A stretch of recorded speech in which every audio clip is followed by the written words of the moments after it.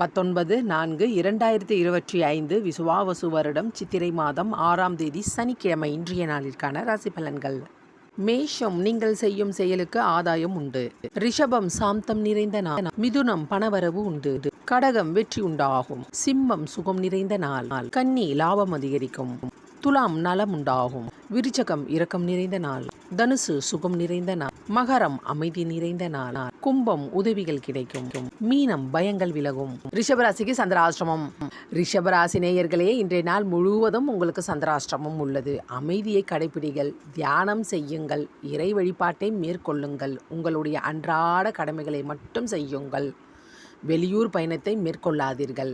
யாரிடமும் வாயை கொடுத்து வம்பில் மாட்டிக்கொள்ளாதீர்கள். உங்களுடைய விலையுயர்ந்த பொருட்களை பாதுகாப்பாக வைத்து கொள்ளுங்கள்.